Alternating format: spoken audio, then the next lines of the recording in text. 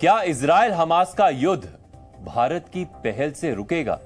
यह सवाल इसलिए उठा क्योंकि सोमवार को ईरान के राष्ट्रपति इब्राहिम रईसी ने प्रधानमंत्री नरेंद्र मोदी से फोन पर बात की और इजराइल हमास युद्ध पर चर्चा की। ईरान चाहता है कि गाजा पर होने वाले इजरायली हमलों को रुकवाने में भारत भूमिका निभाए।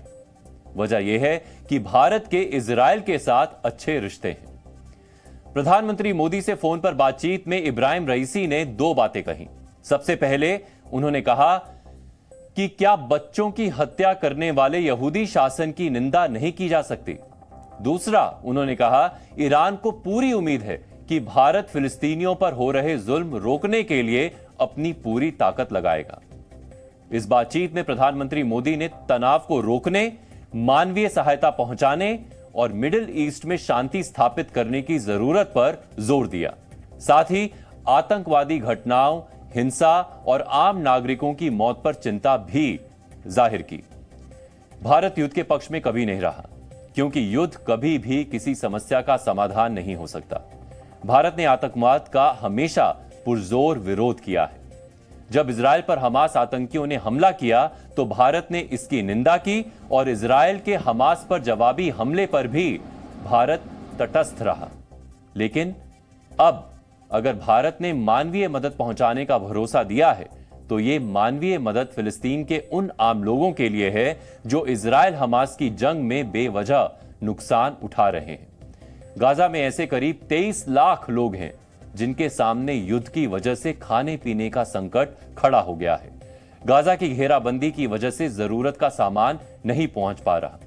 ऐसे में भारत ने ईरान को भरोसा दिया है कि पीड़ित फिलिस्तीनियों की पूरी मदद करेगा। भारत अपनी जिम्मेदारी समझता है, लेकिन ईरान का डबल स्टैंड साफ दिखाई देता है, क्योंकि इजराइल पर हुए हमास के हमले के पीछे ईरान की भूमिका सामने आ चुकी है। इजराइल में 7 अक्टूबर जैसा हमला करना अकेले हमास के बस में नहीं था। ईरान पर आरोप लगे कि हमले की पूरी प्लानिंग ईरान में हुई थी। ईरान ने हमास को हमले के लिए हथियार और पैसा मुहैया कराया था। हमास आतंकियों को हमले के लिए ट्रेनिंग ईरान में ही मिली थी। ईरान लेबनान में सक्रिय आतंकी संगठन हिजबुल्लाह का समर्थन भी करता है, जबकि हिजबुल्लाह इजराइल के खिलाफ कार्रवाई कर रहा है।